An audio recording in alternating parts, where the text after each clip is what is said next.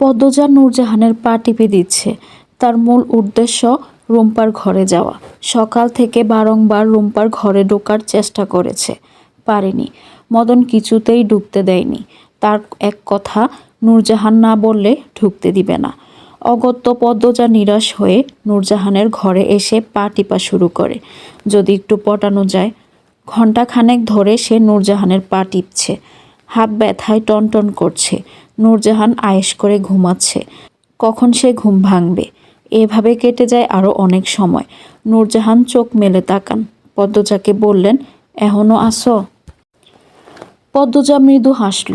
নূরজাহান বললেন, অনেকক্ষণ হইছে, যাও এখন ঘরে যাও। পদ্মজার চোখে মুখে আধার নেমে আসে। পরক্ষণেই মিষ্টি করে হেসে বলল, আপনার ভালো ঘুম হয়েছে? সে হয়েছে। দাদু, একটা প্রশ্ন করি? করো। রুম্পা ভাবিকে সেদিন দেখছিলাম, অনেক নোংরা দেখাচ্ছিল। ওনাকে পরিষ্কার রাখার জন্য একটা মেয়ে দরকার, কিন্তু সবসময় মদন ভাইয়া পাহারা দেন। সারের লাকান শক্তি এই ছেড়ির, হের লগে ছেড়িরা পারব না, সবাই ডরায়। তাই বলে এভাবে অপরিষ্কার থাকবে সব সময়? সবাই ডরায়, কেউ যাইব না সাফ কইরা দিতে। তুমি বেহুদা কথা বলতাছ। নূরজাহানের কঠিন কণ্ঠের সামনে পদ্মজার আসল কথাটাই মুখে আসছে না। সে মনে মনে নিজেকে প্রস্তুত করে নিয়ে বলল, আমার মনে হয় আমি পারবো। ভাবি আমাকে আঘাত করবেন না, আমাকে যাওয়ার অনুমতি দিতেন যদি। পাগল হইছো ছেড়ি? কেমনে খামসাইয়া দৌড়ছিল মনে নাই? আর কথা কইও না, যাও এন থেইক্কা। পদ্মজা আর কিছু বলার সাহস পেল না। সে ঘর ছেড়ে বারান্দায় এসে দাঁড়ায়। 2 তলার বারান্দা থেকে আলোক ঘরের সামনে খালি জায়গায় দেখা যাচ্ছে। সেখানে গ্রামের মানুষের ভিড়। মজিদ হাওলাদার তার লোকজন নিয়ে গ্রামের মানুষদের সমস্যা শুনছেন। কাউকে অর্থ দিয়ে সাহায্য করছেন, কাউকে বা ধান দিয়ে। এই ব্যাপারটা প্রায়ই ঘটে। পদ্মজার খুব ভালো লাগে, গর্ব হয়। পূর্ণা ঘাটে বসে আছে। মাদিনী নদীর জলের স্রোতে তার দৃষ্টি স্থির। প্রেমাপ্রান্ত স্কুলে গিয়েছে, সে যায়নি। ইদানিং সে স্কুলে যায় না একদমই, ভালো লাগে না। পদ্মজা যাওয়ার পর থেকে সব যেন থমকে গেছে।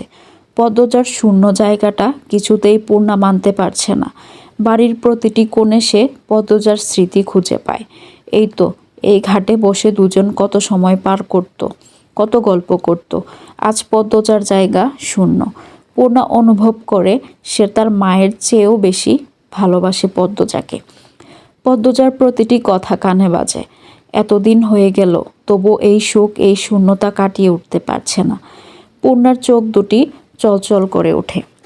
সে নিচের ঠোঁট কামড়ে 2 বার ডাকল, আপা, আপারে। বাসন্তী দূর থেকে পূর্ণাকে দেখতে পেলেন। জুতা খুলে পা টিপে হেঁটে আসেন, পূর্ণার পাশে বসেন। পূর্ণা এক ঝলক বাসন্তীকে দেখে দ্রুত চোখের জল মুছল। এরপর বলল, আপনি এখানে এসেছেন কেন? প্রশ্ন ছুড়ে দিয়ে পূর্ণা তীক্ষ্ণ দৃষ্টি মেলে বাসন্তীর দিকে তাকালো। দেখতে পেল বাসন্তীকে আজ অন্যরকম লাগছে। আরেকটু খেয়াল করে বুঝতে পারল অন্যরকম কেন লাগছে। আজ বাসন্তীর ঠোঁটে লিপস্টিক নেই, কপালে টিপ নেই, চোখে গাঢ় কাজল নেই, থুতনির নিচে সবসময় কালো তিলটা ফোঁটা দিতেন সেটাও নেই। পূর্ণা বাসন্তীর হাতের দিকে তাকালো। হাতে 2-3 ডজন চুড়ি নেই, 2 হাতে 2টো সোনার চিকন চুড়ি। পূর্বের প্রশ্নের উত্তরের অপেক্ষা না করে পূর্ণা পাল্টা প্রশ্ন করল, আপনি আজ সাজেননি? না সাজলে ভালো লাগে না? বেশ আগ্রহ নিয়ে জানতে চাইলেন বাসন্তী। পূর্ণা বাসন্তীর চোখে মুখে স্নিগ্ধতা খুঁজে পেল। মায়াবী প্রাকৃতিক সৌন্দর্য, চকচকে গাল, 40-এর উপর বয়স মনেই হয় না। কিন্তু মুখে কিছু বলল না পূর্ণা। সে চোখ সরিয়ে নিল। বাসন্তী বললেন, আমার সাথে গপ করবা? আমার ঠেকা পড়েনি। পূর্ণার ঝাঁঝালো স্বর। বাসন্তী পূর্ণার পাশ ঘেঁষে বসেন। পূর্ণা বিরক্তিতে চোখ মুখ কুঁচকে ফেলল। কিছু কঠিন কথা শোনানোর জন্য প্রস্তুত হলো সবেমাত্র। তখন বাসন্তী বললেন, আম্মা, আমি তোমার আব্বারে ভালোবাসছিলাম সত্যি, তবুও শেষ বয়সে আইসা একটা ভুল করে ফেলি। ভুল যখন বুঝতে পারি তোমার আব্বারে বলি, কিন্তু তোমার আব্বা মুখ ফিরাইয়া নিল।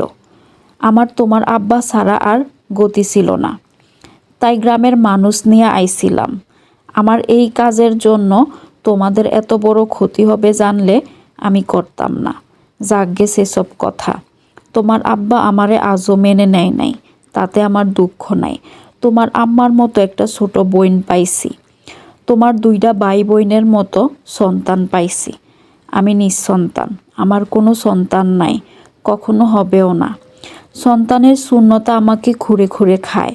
তোমাদের বাড়িতে আসার পর থেকে সেই দুঃখ গুছে গেছে।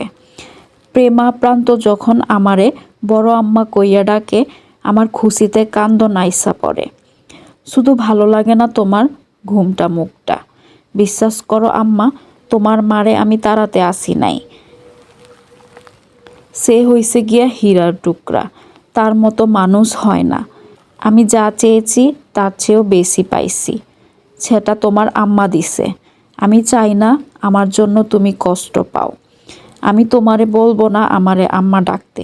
আমি শুধু চাই তুমি আমাকে মেনে নাও, ভালো থাকো, হাসি খুশি থাকো।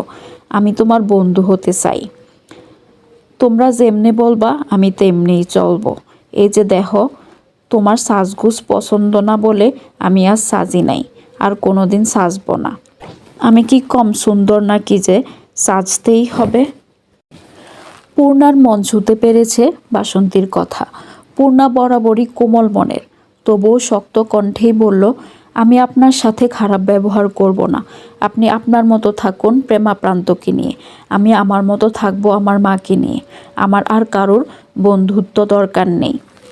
বাসন্তীর চোখ চলচল করছে, তবুও তিনি হাসতে কার্পণ্য করলেন না। বললেন, তোমার চুল অনেক সুন্দর আর লম্বা, এখন তো বর দুপুর, বাইন্দা রাখো। পূর্ণ চুলগুলো হাত খোপা করে নিল। এরপর বলল, আম্মা এখনো ঘুমে? হ, আমার কি যে হয়েছে, কখনো একদমই ঘুমায় না, আর কখনো ঘুম ছেড়ে উঠতেই পারে না। পদজার জন্য কান্দে দেখি, শরীর দুর্বল হয়ে পড়ছে, এজন্যই ঘুমাচ্ছে। পূর্ণা উঠে দাঁড়ায়। বাসন্তী বললেন, আমি রাঁধছি বলে সকালে খাইলা না, এখন নিয়ে আসি ভাত, পরে খাবো বলে পূর্ণা দ্রুত পায়ে বাড়ির ভেতর চলে গেল। হেমলতার ঘরে এসে দেখেন তিনি গভীর ঘুমে আচ্ছন্ন। চুল ছড়িয়ে আছে বালিশে, কেমন শুকিয়ে গেছেন। এতক্ষণ না খেয়ে থাকলে তো আরও শুকাবেন, ডাকা উচিত। পূর্ণা ডাকলো, আম্মা, আম্মা। হেমলতা সাড়া দিলেন না। পূর্ণা ঝুঁকে হেমলতার গায়ে হাত দিয়ে ডাকলো, ও আম্মা, ওঠো এবার, দুপুর হয়ে গেছে। আম্মা, ও আম্মা। হেমলতা চোখ খুলেন, চোখের মণি ফ্যাকাশে। তিনি উঠতে চাইলে হুট করে হাত কাঁপতে থাকলো। পূর্ণা উদ্বিগ্ন হয়ে বলল, কি হয়েছে আম্মা? হেমলতা কিচ্ছুটি বললেন না। পূর্ণা হেমলতাকে ধরে উঠান। হেমলতা পূর্ণার দিকে চেয়ে থেকে ক্ষীণ স্বরে প্রশ্ন করেন, কে তুমি?